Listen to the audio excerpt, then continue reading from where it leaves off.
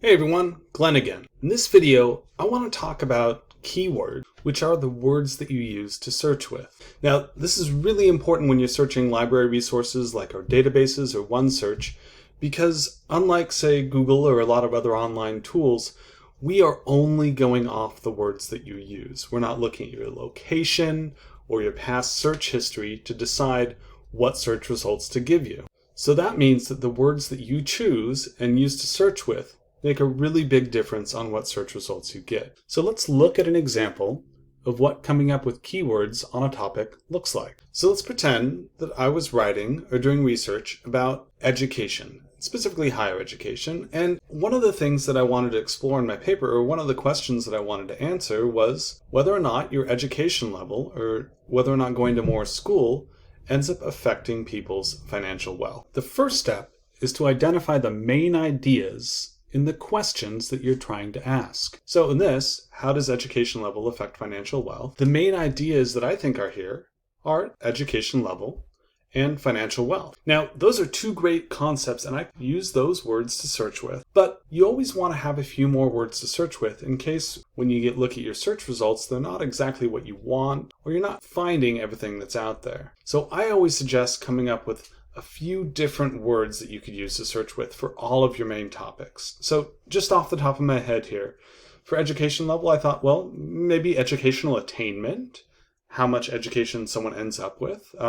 Maybe I'm specifically talking about getting a college degree, or maybe I'm just interested in education in general. For wealth, I thought, well, maybe income is what I'm actually talking about.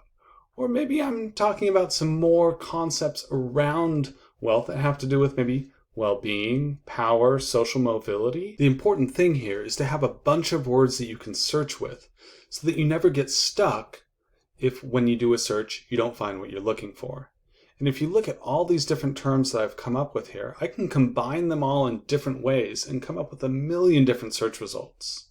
Now, the words that you use themselves can really affect whether you get a whole bunch of search results or a really narrow batch of just a few search results. So for example, some really broad terms that I could use to search with on this topic would be maybe education, wealth, income. And if I wanted to get more specific, get narrower in my search results, I could say, well, maybe educational attainment specifically, maybe college degree, or really a specific type of college degree, maybe going to graduate school or getting a graduate degree. Same thing with wealth. We could talk about income, or specifically power, maybe specifically earnings potential, how much income someone could earn, or related to that, social mobility. And so, for example, a really broad search would be education and wealth, where a more narrow search would be educational attainment and income and well-being. This one's going to give you a whole bunch of search results.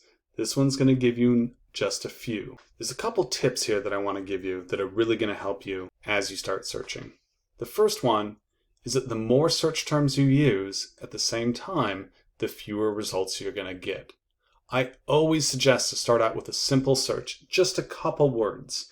You can always add more words into that search box as you go to try and start narrowing down or getting more specific in your search. The second one, and this is where I see students get stuck all the time, is just to search with the most important words, your keywords, and don't use sentences.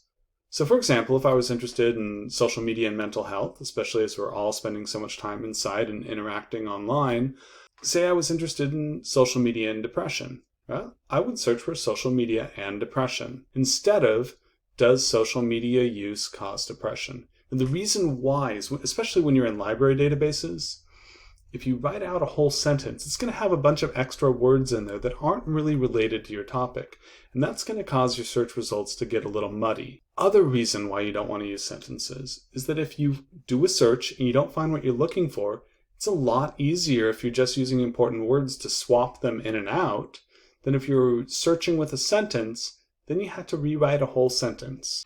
So once you have a bunch of different search terms that you can use, there are some really powerful tools that you can use in the library resources. The first one is quotation marks. If you put quotation marks around a couple search terms, it's only going to give you search results that have those words in that exact order. So for example, if I search for social mobility in quotes, I'm only going to get search results that have those two words right next to each other. Not going to get any search results that have social in one paragraph a bunch of times and mobility somewhere else in the document. This can also be really useful, especially on the open web, if you're looking for a quote. Say you got a quote from something and you wanted to know where it came from or who else is using it. Put in quotation marks around there.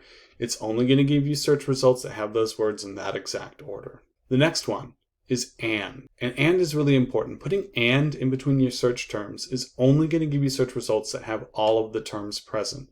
So for example, if I search for social mobility in quotes and education, I'm only going to get search results that have those two words right next to each other and the word education. I'm not going to get any search results that have any of that stuff missing. And you can use it with a whole bunch of terms. Next one, or.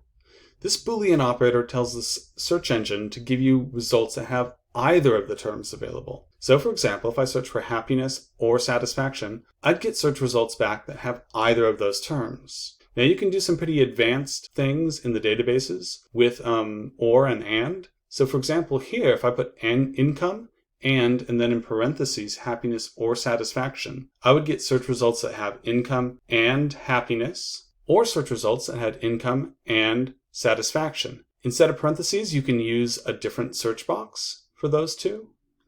Now this is really helpful, especially if you're talking about a topic that has multiple ways of describing a certain concept. Now the last Boolean operator that I think is going to be useful for you guys is not. And what this does, this allows you to exclude a term from your search results. And this is really helpful if you're doing a search and you keep getting search results that are kind of about your topic, but that are including something that you don't really care about. So the example I have here is ethics and meat. But say I kept doing that search and I ended up with a bunch of search results that had to do with hunting that I'm not interested in. I could do ethics and meat, not hunting. And that will give me search results that have ethics and meat, but it won't give me a single search result that has the word hunting in it. Last thing I'm going to mention about your search terms, your keywords, is that as you keep searching, you're going to learn more words that you can use to search with. So keep adding to that list of keywords that you're using. If you have any questions, feel free to send me an email or go to the online library help page.